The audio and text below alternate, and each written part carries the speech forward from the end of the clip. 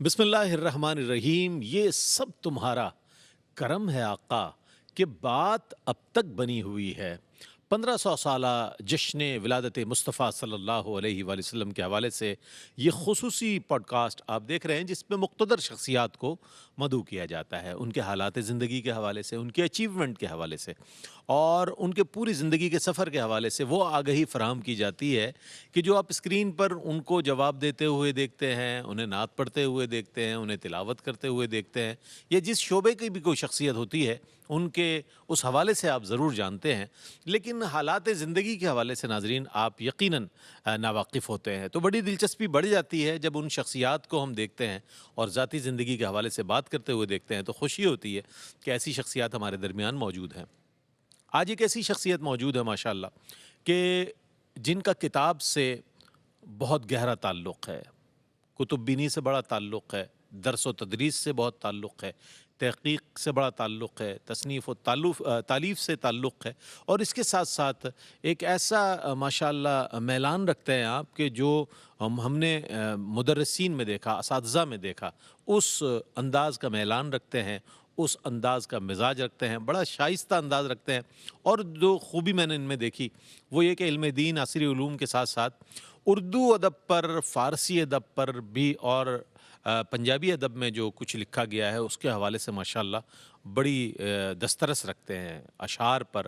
اور جب بھی ان کے ساتھ میرے پروگرام ہوئے ہیں اس میں گاہے بگاہے انہوں نے کبھی فارسی اشعار کا حوالہ دیا، کبھی اردو کے اساتذہ شعراء جو ہیں ان کے اشعار کو کوڈ کیا، کبھی کسی ضرورت کے تحت کسی صوفی پنجابی زبان کا کوئی شعر ہے اس کو بھی کوڈ کیا۔ تو ایک ایسی شخصیت ماشاءاللہ موجود ہے جو شیخ الحدیث ہیں، حضرت علامہ مفتی احسن نوید نیازی صاحب ہمارے ساتھ موجود ہیں، جنہیں آپ دیکھتے ہیں، پسند کرتے ہیں، آج ہمارے ساتھ موجود ہیں۔ السلام علیکم ورحمۃ اللہ وبرکاتہ۔ وعلیکم السلام ورحمۃ اللہ وبرکاتہ۔ مفتی صاحب ماشاءاللہ آج میرا آپ سے ایک بہت دیرینہ تعلق ہے، جی، کیو ٹی وی سے بھی پہلے کا تعلق ہے بالکل ایسے ہی۔ اور اس میں بھی کئی سال پہلے کا ہے ماشاءاللہ۔ اور اب جب آپ ماشاءاللہ کیو ٹی وی کے حوالے سے ہم بعد میں بات کریں گے، احسن نوید نیازی صاحب کہاں پیدا ہوئے؟ رئیس بھائی، میری پیدائش ہوئی ہے میاں والی میں، صوبہ پنجاب میاں کا والی۔ شہر ہے میاں والی، واہ واہ، اور یہ جو میرے نام کے ساتھ نیازی لگتا ہے یہ میری کاسٹ ہے۔ کاسٹ۔ ہم ددیال کی طرف سے درگائی خیل ہیں اور ننیال کی طرف سے پنو خیل ہیں، تو یہ سب کاسٹ ہے، درگائی خیل، پنو خیل، یہ سب کاسٹ ہیں، اور مین کاسٹ جو ہے وہ نیازی ہے۔ پٹھان ہوں میں اور میاں والی میں میری پیدائش ہوئی۔ اچھا پٹھان، تو نیازی جو ہے شاہ نیاز رحمۃ اللہ علیہ کے حوالے سے نسبت ہے یا کوئی اور کوئی یہ نسبت؟ نسبت تو خاندان کی نسبت ہے، اچھا، خاندان کی، کاسٹ کی نسبت ہے، یہ کیونکہ پٹھانوں شاہ میں نسبت نیاز رحمۃ اللہ علیہ سے بھی جو نسبت رکھتے ہیں ان وہ سے بھی نسبت نیازی رکھنے والے بھی نیازی کہلاتے ہیں، لیکن جو ہے وہ یہ تصوف کی نسبت نہیں ہے، یہ خاندان کی، قوم کی نسبت ہے۔ اچھا، یہ بہت اچھی تفصیل بتائی آپ نے۔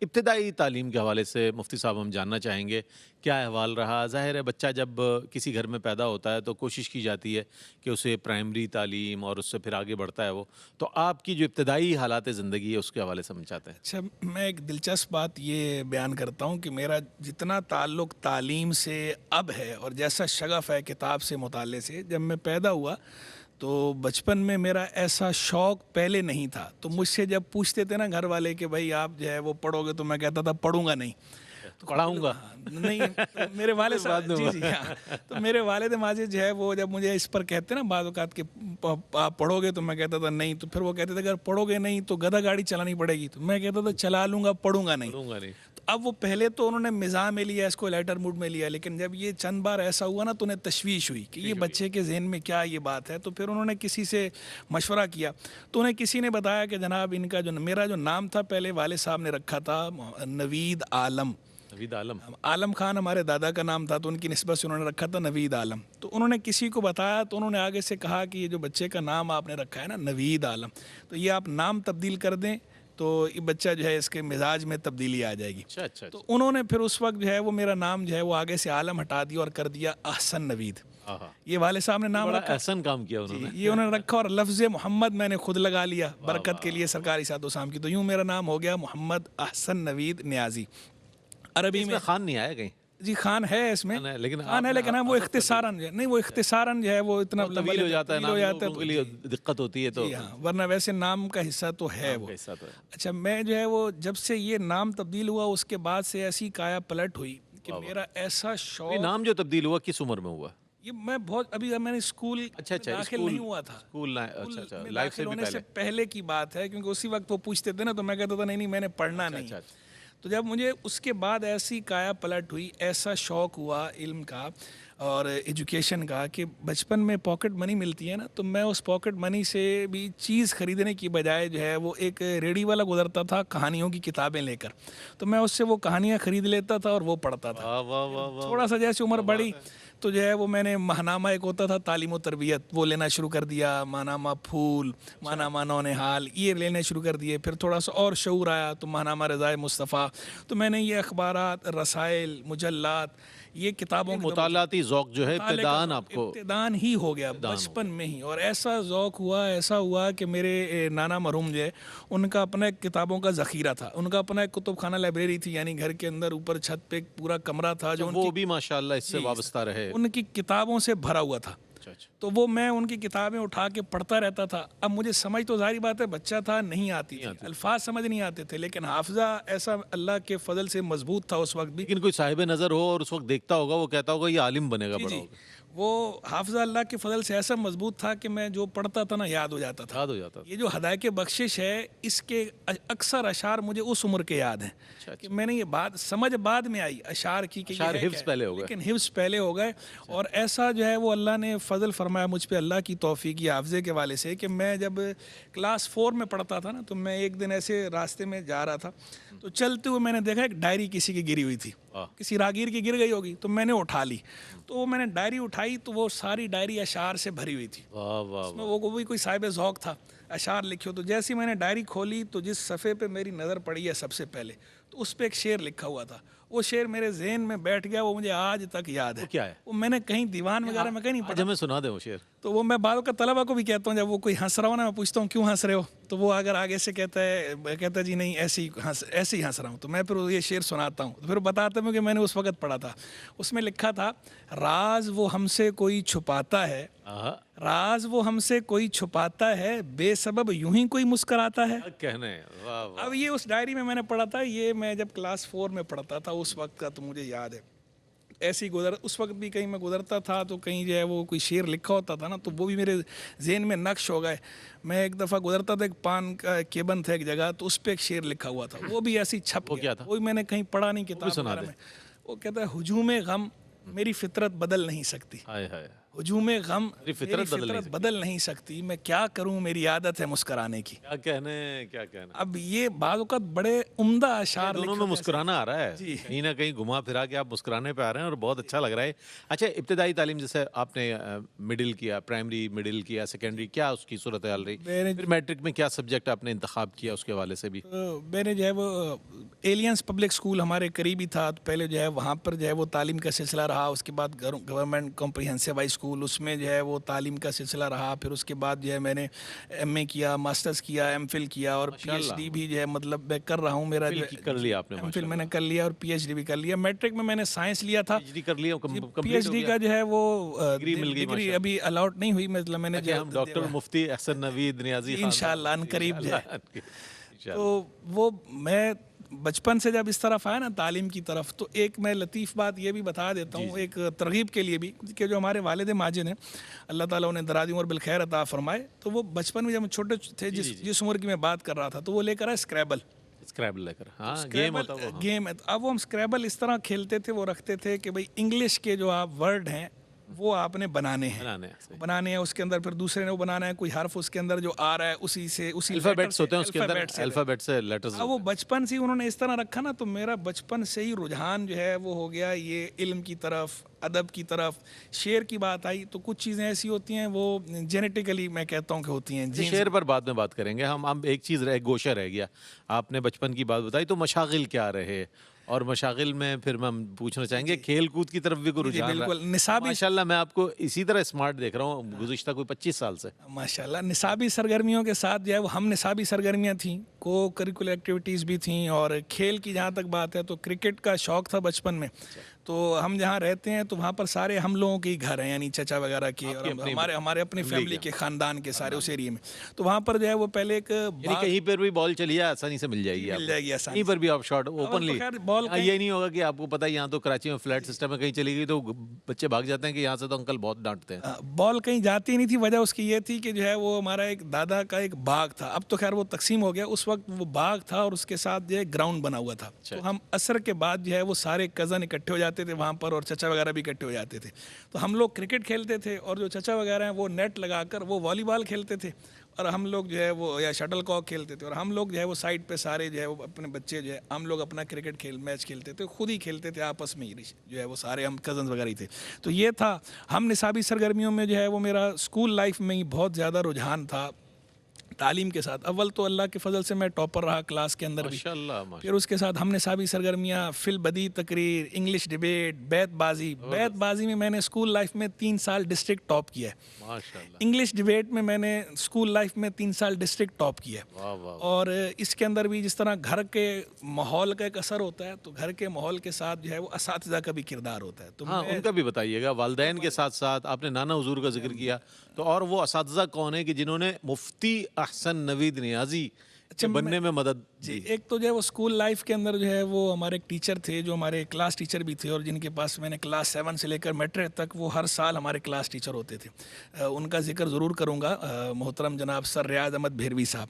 اچھا، وہ بھیرا شریف میں انہوں نے 2 سال پڑھا ہوا تھا، اور علامہ تعاون بندیالوی صاحب رحمہ اللہ کے شاگرد بھی تھے. مکمل نہیں کر پائے تھے اپنی تعلیم، دینی تعلیم کا سلسلہ، لیکن انتہائی کمپیٹنٹ، بہت زبردست. وہ ہمارے انگلش کے ٹیچر تھے بیسیکلی. اور اسکول کے اندر بھی جو ہے نا انہوں نے بہت مہمیز کیا مجھے، اس طرف جو ہے بڑھایا. یہ بیت بازی کے حوالے سے، ادبی مقابلہ جات کے حوالے سے، تقاریر کے حوالے سے مجھے لے کر جاتے تھے. مجھے کہتے نہیں، ہم نصابی سرگرمیوں آپ ہمیشہ سے سرگرم رہے. وہ شروع سے رہا. اور وہ جو یہ جو کانفیڈنس ہے نا، جو خود اعتمادی ہے، کبھی تھوڑے دیر پروگرام سے پہلے بھی آپ سے جو بات ہو رہی تھی جس میں کہہ رہا تھا خود اعتمادی، تو اللہ کا شکر ہے، اللہ کا فضل ہے. اس کے جو اسباب ہیں، دنیا عالم میں اسباب ہے نا، ظاہری اسباب میں سے ایک بڑا سبب یہ بھی ہے کہ وہ بچپن سے ہی جو ہے وہ ایک تو گھر کا ماحول، اور پھر جو اساتذہ جس طرح کے ملے اور جس طرح انہوں نے موٹیویٹ کیا، اور بچپن سے ہی اسٹیج جو ہے وہ ہم نے فیس کی ہے آگے لوگوں کو شروع سے. تو اسی وجہ سے ہمیں میڈیا پہ بھی جب میں آیا تو مجھے کوئی کبھی پہلی دفعہ میں بھی پریشر محسوس نہیں ہوا، نہ کیمرے کا پریشر محسوس ہوا، کیونکہ مجھے بچپن سے ہی عادت تھی اسٹیج پہ اسپیچ کرنے کی، لوگوں کو فیس کرنے کی. تو اس لیے وہ کوئی مجھے جھجک اس طرح کی یا ہیزیٹیشن وغیرہ نہیں تھی. تو یہ بڑا رہا. والدہ جو ہے وہ، والدہ کا بھی جو ہے بڑا دخل ہے. والدہ کی دعاؤں کے علاوہ جو ہے وہ تعلیم، تربیت جو ہے. ویسے میں نانا کے پاس رہتا تھا. کتنے بہن بھائی ہیں ماشاءاللہ؟ ہم لوگ جو ہے وہ 3 بھائی ہیں. 3 بھائی ہیں، میں سب سے بڑا ہوں. اور یہ جو ابھی شعر و ادب کی دیگر جو بھائی ہیں وہ بھی علم دین کی طرف ہیں یا کیا؟ ہمارے خاندان میں جو ہے وہ صرف میں ہی اس طرف آیا.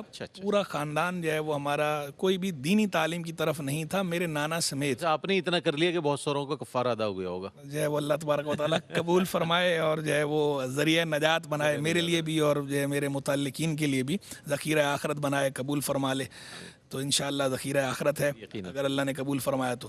یہ جو ہے وہ خاندان کی جو میں نے بات کی نا، پورے خاندان میں رجحان جو ہے وہ دنیاوی تعلیم، عصری تعلیم کی طرف تھا. اور ہمارا جو بیک گراؤنڈ ہے زیادہ تر وہ پولیٹیکل رہا ہے. ہمارے جو ہے وہ ایک بڑے مشہور جو ہے وہ تنظیم ہے، میں یہاں نام نہیں لیتا، تو میرے ایک چچا جو ہے وہاں وہ ضلعی صدر ہیں اس کے، اس وقت بھی وہاں پر میاں والی میں وہ ضلعی صدر ہیں. ایک چچا کونسلر تھے، دوسرے چچا بھی کونسلر تھے. میرے والد صاحب خود بھی بہت زیادہ ان کا تعلق. میاں والی کہنا کفایت کرتا ہے اس پر. جی بالکل جو ہے وہ اور تو بہت ہمارا قریبی وہ رہا اس طرح کا. تو گھر میں جو ہے وہ میں نے بچپن سے وہ ماحول بھی دیکھا ہے.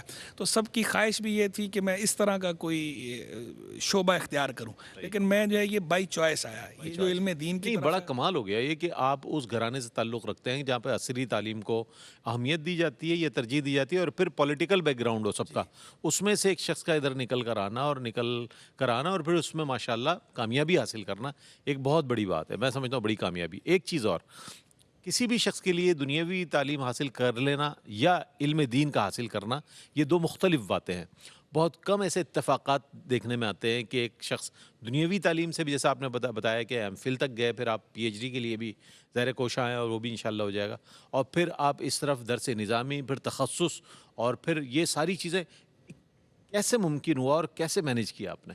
اس میں اصل میں تو یہ جو ول پاور ہے نا، اللہ نے انسان کو ایسی چیز دی ہے کہ اس کے زور پر انسان کچھ بھی کر سکتا ہے. وہ کون سا عقدہ ہے جو واہ ہو نہیں سکتا، ہمت کرے انسان تو کیا ہو نہیں کیا سکتا. نہیں ہو، کیا ہو نہیں سکتا. اب جو ہے وہ اصل میں ایک تو بات ہوتی ہے ویژن کی، ویژن کی. کیونکہ میں نے آپ کو بتایا نا کہ جس طرح کے ماحول میں میں نے پرورش پائی ہے، تو اس ماحول میں پرورش پانے والا ویسے بھی اس میں ویژن جو ہے اس کا براڈ ہو ہی جاتا ہے. تو وہ شروع سے ویژن ایسا تھا جس کی وجہ سے میں نے دینی تعلیم کے ساتھ دنیاوی تعلیم کو بھی رکھا، عصری تعلیم کو بھی رکھا، اور دونوں کے اندر جو ہے وہ کمال حاصل کرنے کی بقدر استطاعت کوشش کی. ابھی بھی ویسے تو خیر میں اپنے آپ کو طالب العلم ہی سمجھتا ہوں.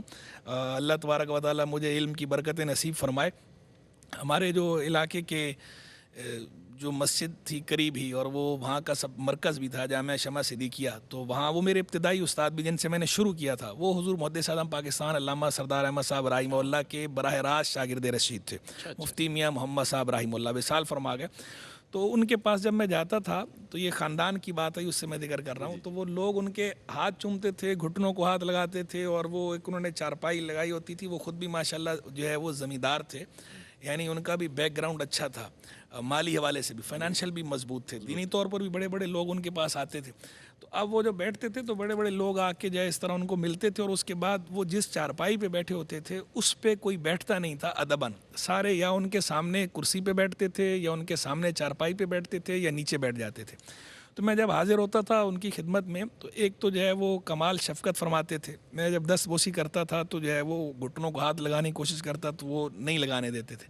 دوسرا وہ مجھے اپنی چارپائی پہ بٹھاتے تھے، اور پاؤں کی طرف پائنتی پہ نہیں بٹھاتے تھے، اس طرح سرہانے کے بٹھاتے وقت. سرہانے کی طرح بٹھاتے تھے. اور پھر جو ہے وہ شفقت فرماتے پھر، لیکن مجھے ساتھ یہ بھی کہتے تھے کہ یار تم معلوم کرو کہیں تم لے پالک تو نہیں ہو.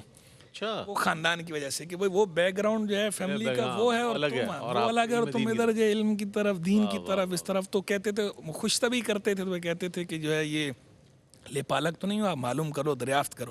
تو پھر میں ان کو کہتا تو نہیں حضرت ایسا نہیں ہے. پھر ایک دن ان کو میرے جب نانا کا پتہ چلا نا، تو پھر انہوں نے کہا اچھا یہ آپ کو آپ کے نانا کی طرف نانا کی طرف سے ملی. میں رہتا بھی نانا کے پاس تھا. ہاں تو وہاں سے وہ نانا سے اس طرف جو ہے. اچھا ہم جسٹ سپوز اگر یہ پوچھنا چاہیں آپ سے، ذہن میں ہوگا ہمارے ناظرین کے بھی، کہ آپ اگر عالم دین نہیں ہوتے، مفتی نہیں ہوتے، تو ہم کس کیٹیگری میں آپ کو دنیاوی، ظاہر ہے ایک تعلیم اور بیک گراؤنڈ جو آپ نے بتایا، ہم کیا ہوتے آپ پھر؟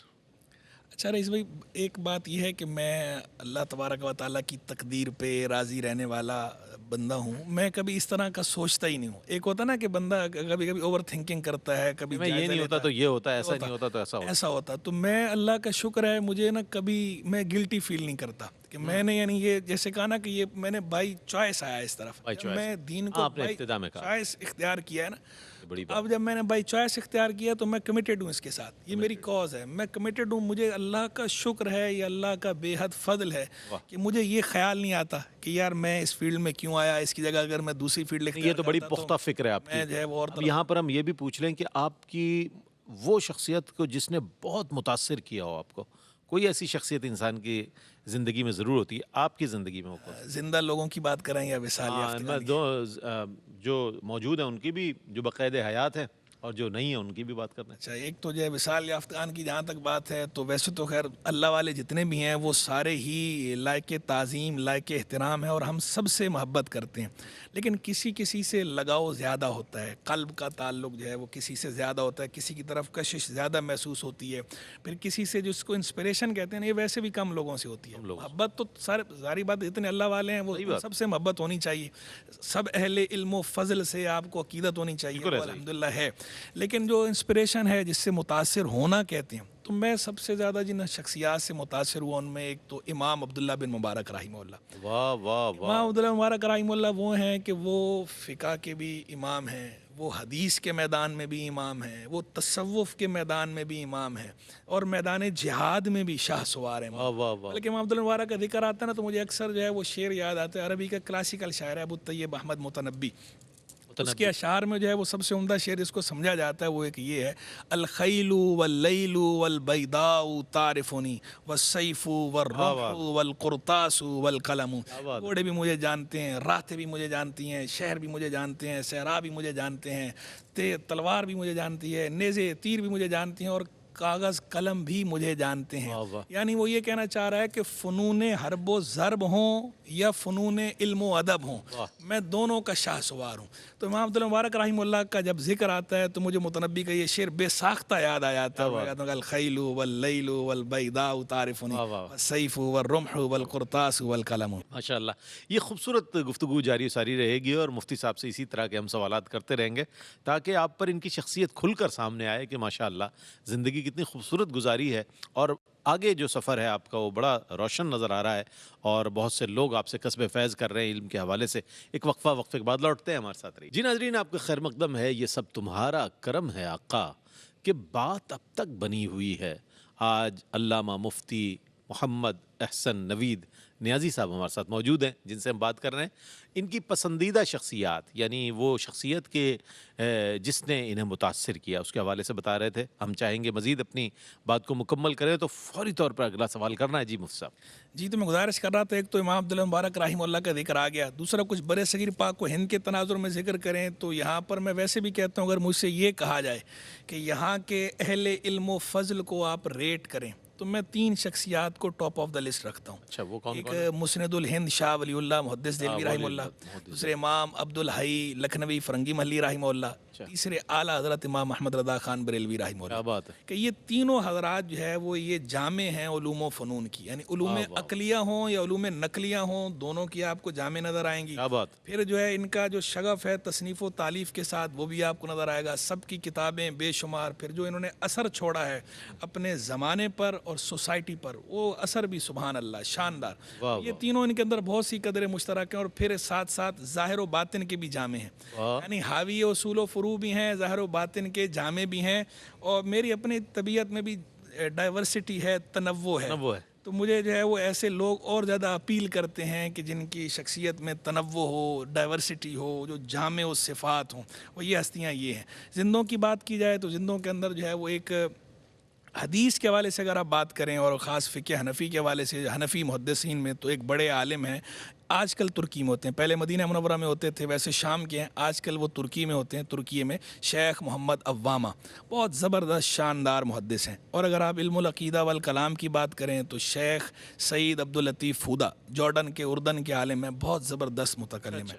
تو یہ علم کے حوالے سے فن کے حوالے سے تو جو انسپریشن ہے وہ یہ لوگ ہیں کہ ان سے جو ہے وہ متاثر ہوں میں. امام زاہد کوثری رحمہ اللہ بہت زبردست بہترین, بلکہ اگر آپ نے میرا واٹس ایپ دیکھا ہو تو اس پہ جو ہے وہ واٹس ایپ کی ڈی پی پہ بھی جو ہے وہ تصویر جو ہے انہی کی لگی ہوئی ہے, امام محمد زاہد کوثری رحمہ اللہ. واہ واہ. اچھا ایک چیز اور, آپ نے ورسٹائلٹی کی بات کی, آپ کے ذہن میں رہتی ہے, ظاہر ہے تنوع ہر شخص میں ہوتا ہے اور جتنے تحقیقی میلان رکھنے والے لوگ ہیں وہ ضرور مختلف علوم و فنون پر بھی دسترس رکھتے ہیں. آپ یہ بتائیے گا مفتی صاحب کہ ہم نے یہ بھی دیکھا کہ اردو ادب ہو, فارسی ادب ہو, عربی ادب ہو, جیسا کہ آپ نے اشعار بھی پیش کیے, پنجابی زبان کی شاعری ہو, کتنی زبانوں پر آپ ماشاءاللہ قدرت رکھتے ہیں, دسترس رکھتے ہیں. 6 زبانیں جو ہے وہ, ایک عربی, فارسی, اردو, پنجابی, سرائکی اور انگلش. میں دعویٰ تو نہیں کرتا کہ انگلش پہ بالکل کمانڈ ہے, لیکن بہرحال انگلش میں سمجھ بھی لیتا ہوں اور انگلش جو ہے وہ بول بھی لیتا ہوں. اور جیسا کہ میں نے کہا کہ اسکول لائف میں انگلش ڈبیٹ میں جو ہے میں 3 سال ڈسٹرکٹ ٹاپ کیا ہے. اور شاعری کی بات ہے تو اس وقت میں انگلش کے اسٹینزا بھی پڑھتا تھا. یعنی جیسے اردو, عربی, فارسی میں ہمارے اشعار ہوتے ہیں تو انگلش میں سٹینزاز ہوتے ہیں, تو وہ سٹینزے بھی میں پڑھتا تھا باقاعدہ جو ہے. ان میں سے کئی تو مجھے اب بھی یاد ہیں, حالانکہ جو ہے وہ زمانے بیت گئے, لیکن اب تک جو ہے وہ ذہن میں نقش داد ہے. اچھا اسی سے مجھے کشید کرتا ہوں, ایک سوال ذہن میں آتا ہے کہ اردو شاعری میں بھی ہم نے دیکھا کہ جو استاد شعراء ہیں, اساتذہ ہیں, ان کے اشعار کو آپ کوٹ کرتے ہیں, تو اس میں شاعری کی بھی اصناف مختلف ہوتی ہیں. غزل ہے, قصیدہ ہے اور مثنوی ہے, مختلف چیزیں ہیں. اچھا میں یہ چاہتا ہوں ان میں سے کس کو آپ زیادہ پسند کرتے ہیں مطالعے کے دوران؟ اچھا مجھے اس میں جو ہے نا وہ ایک بات تو وہ اقبال کی بات کہوں گا. اقبال نے بڑی اچھی بات کی تھی. اقبال نے جو پہلا مشاعرہ پڑھا تھا نا, تو پہلے مشاعرے میں جو غزل پڑھی تھی تو اس کا جو مقطع تھا تو اب اقبال کے کلام میں تو شامل نہیں, انہوں نے خود اس کو نکال دیا تھا. ظاہر بات ابتدائی کوشش تھی. باقیات اقبال میں بہرحال وہ ہے, اقبال لکھنؤ سے نہ دلی سے ہے غرض, ہم تو اسیر ہیں خم زلف کمال کے. اب وہ جہاں زلف کمال نظر آتی ہے, اب وہ غزل میں ہو سبحان اللہ, مثنوی میں ہو سبحان سبحان اللہ، واہ وہ قصیدے میں ہو سبحان اللہ، وہ نثر میں ہو سبحان اللہ، کیا بات. نظم میں ہو سبحان اللہ، ہم تو اسیر ہیں خم زلف کمال کے. اچھا، مزاح کے حوالے سے، ذرافت کے حوالے سے، شعری ذرافت جو ہے وہ بھی بہت اچھی لکھی گئی، اور اردو میں بھی، پنجابی میں بھی ہم نے سنا، پڑھا، دیکھا. تو آپ کا جو اس طرف میلان ہے، مزاح پڑھا آپ نے، اور کس کو پڑھنے میں آپ کو زیادہ لطف آیا؟ اچھا، مزاح کے اندر نا چونکہ پڑھا تو ہے، لیکن اب ظاہری بات ہے کہ چونکہ میرا تعلق جو ہے وہ علم دین کے ساتھ بھی ہے، تو طالب العلم ہوں، دین کا جو ہے وہ عالم کہلاتا ہوں، تو تھوڑا شرعی احتیاطیں بھی ملوز رکھتا ہوں. تو اب وہ مزاح میں عام طور پر ہوتا ہی ہے کہ لوگ شرعی احتیاط ملوز نہیں رکھتے. تو مجھے مزاح میں وہ لوگ پسند ہیں، مزاح نگاروں میں، کہ جن لوگوں نے شرعی احتیاط کو ملوز رکھا ہو اور علم و فن کا اس کے اندر جو ہے وہ نمایاں ہو، جو جھلک ہے وہ نمایاں ہوتی ہو. تو جیسے مجھے مزاح نگاروں میں پسند آئے وہ ہیں مشفق خواجہ. اچھا، ان کا اصل نام تو خواجہ عبدالحی تھا، عبدالحی تھا. تو یہ کلمی نام تھا مشفق خواجہ، اور خامہ بگوش کے نام سے کالم بھی لکھا کرتے تھے. تو مشفق خواجہ صاحب کالم بڑے مشہور ہوئے. بالکل خامہ بگوش کے نام سے. تو مشفق خواجہ صاحب کی جتنی کتابیں ہیں وہ ساری میں نے پڑھی، جو انہوں نے خود لکھی وہ بھی، جو ان کے کالم کے مجموعے لکھے گئے وہ بھی، جن کتابوں پہ انہوں نے تحقیق کی وہ بھی، جو ان کا مجموعہ ہے ابیات کا وہ بھی، جو ان کے بارے میں لکھا گیا وہ بھی، یعنی وہ مجھے بہت زیادہ پسند ہیں. اس کے بعد پھر جو ہے مشتاق احمد یوسفی صاحب، مشتاق لیجنڈ، ہے. وہ لیجنڈ تھے، لیجنڈری تھے. اور وہ ان کے بارے میں جو ہے وہ مشفق خواجہ نے ہی کہا تھا ایک دفعہ کہ بولا کالم جو ہے وہ میں نے لکھنا جو چھوڑے، تو انہوں نے کہا کہ میں جب مشتاق احمد یوسفی صاحب کم لکھتے ہیں، لیکن جب ان کی کوئی تحریر پڑھ لیتا ہوں تو ان کی پڑھ کے مجھے لگتا ہے کہ میں نے کیا لکھا ہے، میرا لکھنا بنتا ہی نہیں ہے. تو یہ یعنی ایسے زبردست. اور آپ کو پتہ ہے کہ مشتاق احمد یوسفی صاحب کو پڑھنے کے لیے بھی جو ہے نا انسان کا اچھا خاصا ذخیرہ الفاظ ہونا چاہیے، ووکیبلری، مختلف زبانوں کی لغتیں جب تک سامنے نہ ہو. اسپیشلی مفتی صاحب جب وہ خود بیان کرتے ہیں اپنی تحریر، تو اس خاص کوئی انداز ہوتا ہے، اور وہ اس میں بڑا کمال رکھتے تھے کہ جس انداز میں اس کو ڈیلیور کرتے تھے تو اس کو سننے کا بھی ایک لطف آتا تھا، پڑھنے کا تو لطف آتا ایسا ہی ہے. اور آپ دیکھیں اس کے اندر بھی وہ جامعیت والی بات آ گئی. ڈاکٹر یونس بٹ کا نام نہیں لیا آپ نے، وہ بھی ایک اچھے مزاح نگار ہیں ہمارے عہد کے. اور ظاہر ہے جو لوگ مشتاق احمد یوسفی صاحب کو پڑھا جنہوں نے، اس کے بعد پھر اگر ہم دیکھیں تو ڈاکٹر یونس بٹ کا اچھے لکھنے والے تو بہت سارے ہیں. شفیق الرحمان صاحب نے لکھا ہے، کرنل محمد خان صاحب جو ہے انہوں نے جو ہے وہ لکھا ہے، اور ابن انشاء، شعری اعتبار سے دیکھا ضمیر جعفری صاحب ہیں، ابن انشاء نے لکھا ہے. رشید احمد صدیقی صاحب جو ہے وہ سب سے پیچھے اگر آپ جائیں تو رشید احمد صدیقی سب سے نمایاں نام جو ہے. ہمارے برصغیر پاک و ہند کی یہ بات چل رہی تھی، خاص پاکستان کی بات کریں، پطرس بخاری صاحب جو ہے انہوں نے لکھا. یعنی اچھے اچھے مزاح نگار موجود ہیں. میں ہاں انکار نہیں ہے کسی کا، سب اپنی اپنی جگہ، لیکن اپنی پسند کی بات ہے، پسند کی بات ہے، پسند اپنی اپنی، خیال اپنا اپنا. آج آپ سے وہ باتیں کر رہا ہوں میں جو میں نے آپ سے ویسے بھی آف ایئر بھی نہیں کی. جی. اچھا، اب ہم یہ بھی پوچھنا چاہیں گے، آپ نے شاعری کے حوالے سے بات کی، تو تصوف کے حوالے سے آپ کیا کہیں گے کہ آج جو ہے بڑی عجیب کنٹروورسی پیدا کی جا رہی ہے. ہمارے جو اسلاف ہیں ان کی بڑی روشن سیرت ہمارے سامنے موجود ہے، لیکن عہد حاضر میں جو منظرنامہ نظر آ رہا ہے وہ ایسا نظر آ رہا ہے کہ شاید صرف لوگ کرٹیسائز کر رہے ہیں. تصوف کے حوالے سے کچھ بتائیے گا، اور آپ کا اپنا میلان، پھر یہ کہ آپ کو کہاں سے اجازت اور کہاں سے بیعت کا سلسلہ، یہ بھی کچھ بتائیے. اچھا، میرا اپنا میلان تو جیسے میں نے گھر کی بات کی نا، تو میری والدہ ماجدہ جو ہے وہ انہیں کم سنی میں ہی سرکار غوث پاک سیدنا شیخ عبد القادر جیلانی قدس سرہ ربانی سے بڑی عقیدت محبت، اور وہ انہیں کم سنی میں یعنی شادی سے پہلے سے ہی ان کو غوث پاک کی زیارت ہوتی تھی باقاعدہ خواب میں. تو وہ کہتی تھی شروع سے میں پیر محبوب سبحانی کی مرید ہوں. وہ میں پیدا ہوا نا تو ہم نے لوری جو ہے وہ ان کی لوریاں سنی ہیں، تو وہ اس لیے میں کبھی کبھار جو ہے بات ہوتی ہے کبھی تو میں کہتا ہوں بھائی ہم تو پیدائشی قادری ہیں. واہ واہ واہ. لوگ جو ہے بعد میں یہاں کا بنے، ہم پیدائشی قادری ہیں. ہم نے تو ماں نے ہمیں جو لوریاں دی ہیں پیر محبوب سبحانی کے نام کی. ایسا کوئی قول بھی ہے حضور غوث پاک کا کہ جو مجھے اپنا مرشد سمجھے تو میں وہ میری، ایسا کچھ ہے؟ تو بالکل ایسا انہوں نے فرمایا بھی تھا کہ جو آگے آنے والے بھی کوئی اگر کہے گا عقیدت کی سے کہ بھائی میں ان کا مرید ہوں، تو میں نے اسے اپنی مریدی میں قبول کیا. واہ واہ واہ. تو غوث پاک ہمارا سید الاولیاء ہیں. تو گھر کا ماحول، پھر ہمارے علاقے میں جو ہے وہ ایک بزرگ تھے سلسلہ عالیہ نقشبندیہ کے، حضرت پیر مظہر قیوم نقشبندی صاحب رحمہ اللہ وصال فرما گئے.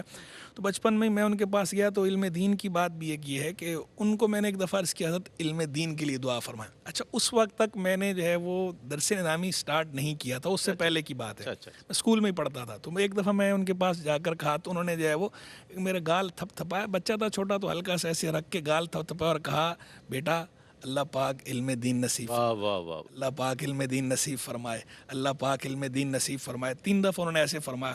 تو میں یہ سمجھتا ہوں کہ جہاں اور بہت ساری چیزیں ہیں تو وہاں پر بزرگوں کی ان دعاؤں کا بھی اثر ہے. اور جہاں تک بات ہے بیعت کی، اجازت کی، خلافت کی، بیعت ان سے بھی کی.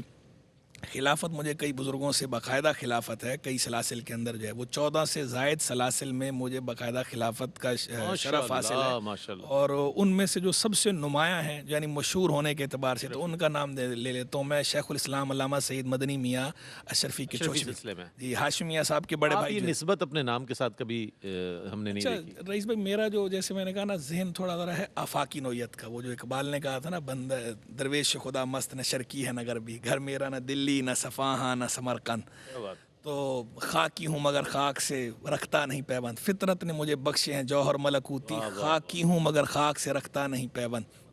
تو اصل میں میرا ذہن تھوڑا آفاقی ہے. میں کہتا ہوں کہ جب یہ نسبتیں وغیرہ ہم نام کے ساتھ لگا لیتے ہیں نا تو وہ ایک ٹیگ لگ جاتا ہے. تو اب ایسا ہوتا ہے کہ جو لوگ ان نسبتوں کو سمجھتے ہیں، پسند کرتے ہیں، وہ تو آپ کی بات سنتے ہیں، سنتے ہیں. لیکن جو لوگ جو ہے وہ اس سے آشنا نہیں ہوتے تو وہ آپ کی بات نہیں سنتے. ایک خاص لیبل لگ جاتا ہے.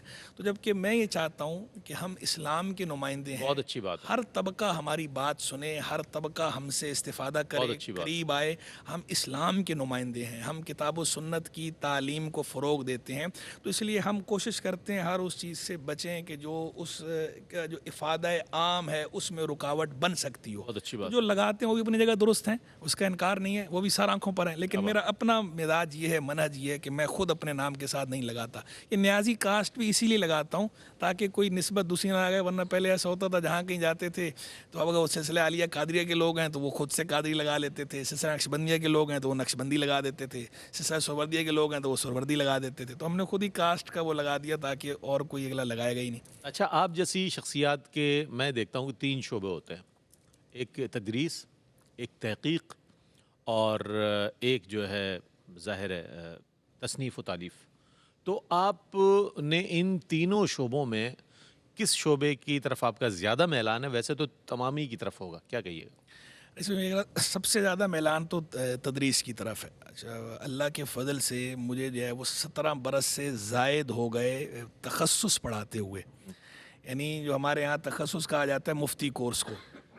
عالم کورس جو ہے وہ درس نامی ہے اور تخصص کہتے ہیں مفتی کورس کو، اسپیشلائزیشن ان جوریسپروڈنس. اور پھر اسی طرح حدیث کا تخصص بھی اب ہوتا ہے. تو مجھے جو ہے وہ 17 برس سے زائد ہو گئے تخصص پڑھاتے ہوئے. اچھا، ماشاء اور حدیث کا تخصص بھی میں پڑھاتا ہوں، کرواتا ہوں. جیسے تخصص فی الفقہ ہے تو تخصص فی الحدیث بھی ہے. ماشاءاللہ تلامذہ کی تعداد کتنی ہو گئی ہے؟ ماشاءاللہ اب تو 17 سال سے اگر آپ تخصص پڑھا رہے ہیں رئیس تو بھائی بہت بلا مبالغہ جو ہے وہ سینکڑوں ہزاروں میں. مطلب کبھی ہمارا اس طرح کا مزاج نہیں ہے کہ جو ایک رجسٹر تیار یہ بات آپ کو ریکارڈ پہ لانی پڑے گی. ظاہر ہے رجسٹر میں تیار کریں، سب کے نام لکھیں اور لکھ کے ریکارڈ رکھیں کہ ہاں بھائی اتنے ہو گئے ہیں، اتنے ہو گئے ہیں. بس اللہ تعالیٰ قبول فرمائے. اب تو انہوں نے بھی آپ کے جو تلامذہ ہیں انہوں نے بھی اپنے اپنے مدارس اور انہوں نے بھی اپنے اپنے جامعات قائم کیے ہوں گے.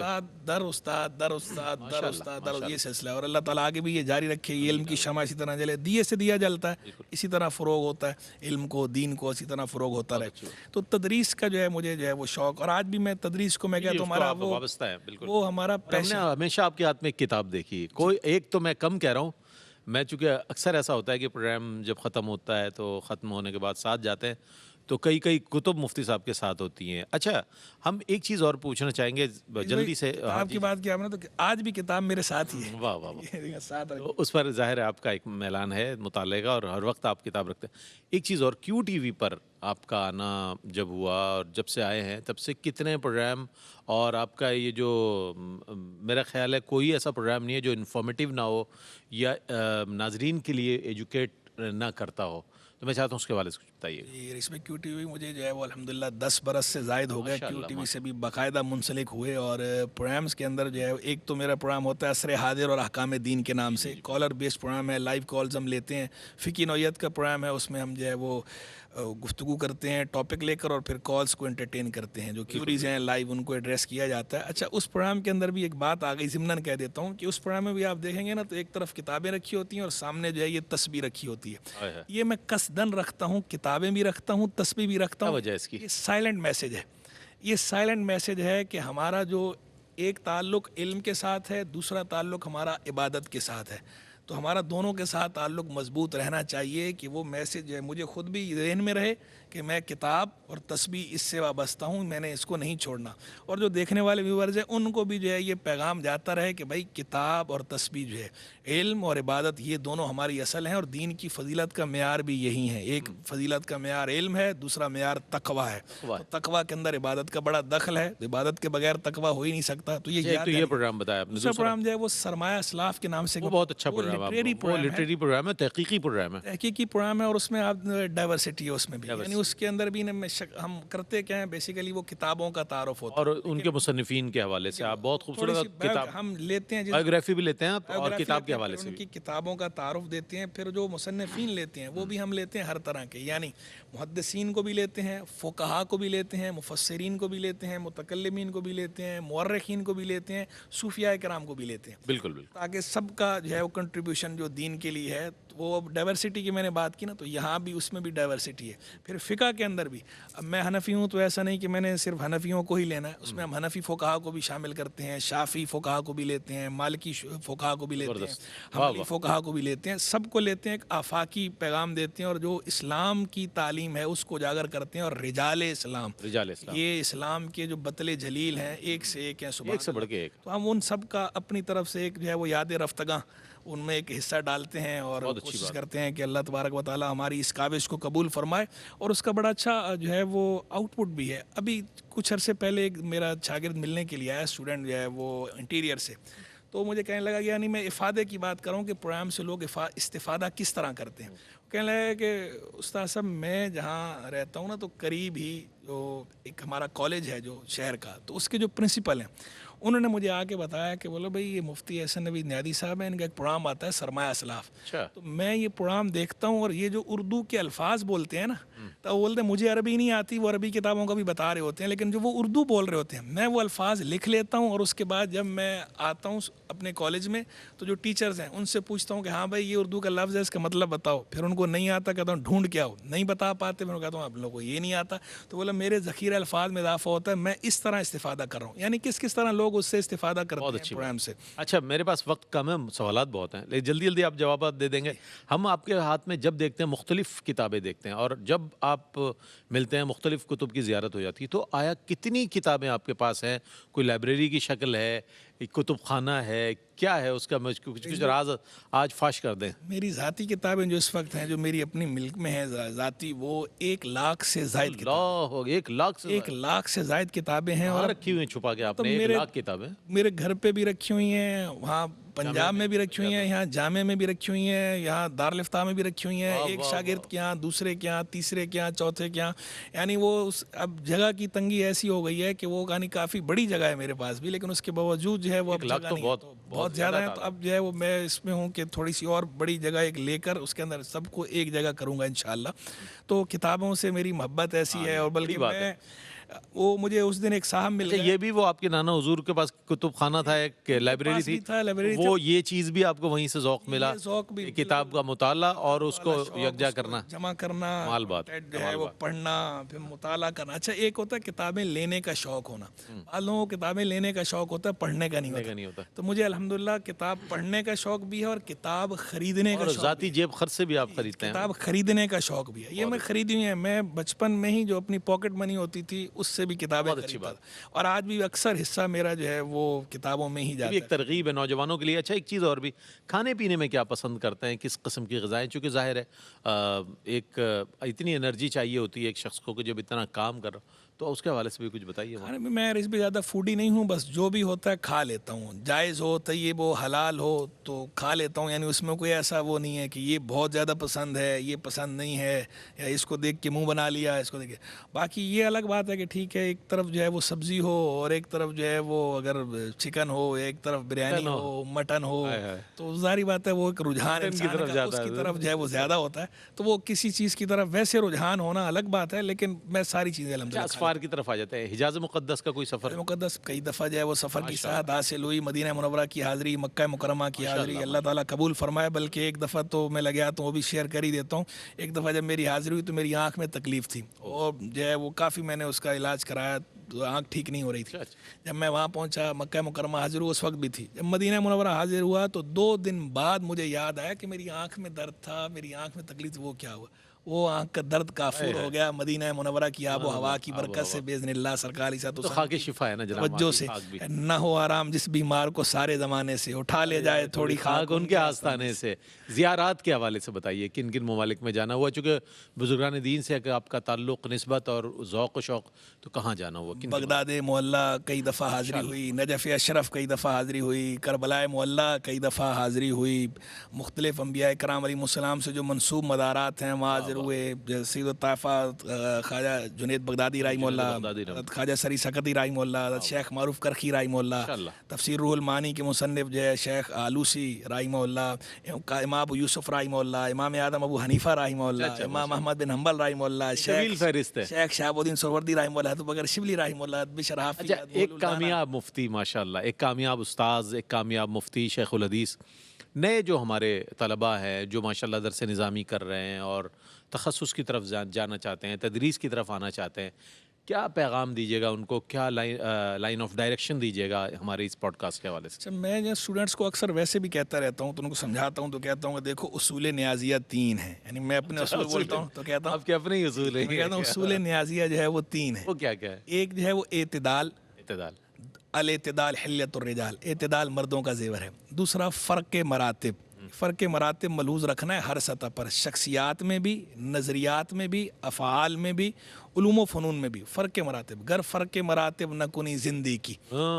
تیسرا میں کہتا ہوں شوق تحقیق, کہ تحقیق کا شوق ہو. پھر انہیں سمجھاتا ہوں کہ دیکھو بیٹا یہ جو میں باتیں آپ کو اصول بتا رہا ہوں 3, اگر آپ واقعی میرے شاگرد ہیں یا مجھ سے تعلق رکھتے ہیں یا عقیدت رکھتے ہیں تو یہ تینوں آپ پر لازم ہے, آپ نے عمل کرنا ہے. اور کوئی اگر ان تینوں میں سے کسی کو بھی فالو نہ کرتا ہو اور شمع برابر بھی اس کے اندر اس کی کوئی رمق نہ ہو کسی کے اندر بھی, تو پھر وہ بھلے کہتا رہے شاگرد ہے, ہم اسے شاگرد تسلیم نہیں کرتے.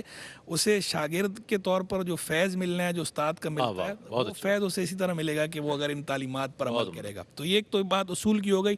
دوسری بات میں جو ہے وہ ایک یہ سمجھایا کرتا ہوں کہ دیکھیں وہ عربی ابھی شاعر کی بات آئی, عربی شاعری کی, تو ابو طیب احمد متنبی کا ہی شعر جو ہے, وَكَم مِّنْ عَائِبٍ قَوْلًا صَحِيحًا وَآفَتُهُ مِنَ الْفَهْمِ السَّقِيمِ. کہ کتنے ہی قول ایسے ہوتے ہیں کہ صحیح ہوتے ہیں, جو ان کو عیب لگانے والے ہوتے ہیں وہ غلط ہوتے ہیں, اور ان کی آفت کیا ہوتی ہے, ان کی فہم درست نہیں ہوتی, سمجھے غلط ہوتے ہیں اور وہ اعتراض کر دیتے ہیں. تو یہ میں اکثر سمجھاتا ہوں کہ کسی بھی بات, بڑے رہنما اصول بتا دیا آپ نے, آپ جانچیں پہلے اور جلد بازی کا مظاہرہ نہ کریں اس کی تغلیط کرنے میں, غلط قرار دینے میں. ہر پہلو سے پہلے اسے جانچیں, غور کریں, اس میں تعویل ہو سکتی تو تعویل کریں. اس کے بعد جب ہر طرح سے واضح ہو جائے پھر آپ کسی بڑے کو پھر بھی دکھا لیں, چیک کرا لیں کہ جی میں یہ سمجھاؤں یہ درست ہے, ورنہ تو اس سے آپ بچے رہیں گے ہر قسم کی گمراہی سے. میں بہت شکریہ ادا کروں گا آپ کی تشریف آوری کا. مفتی صاحب آپ تشریف لائے اور بہت عمدہ آپ کی شخصیت کے حوالے سے وہ گوشے کہ جو آج تک ہم پر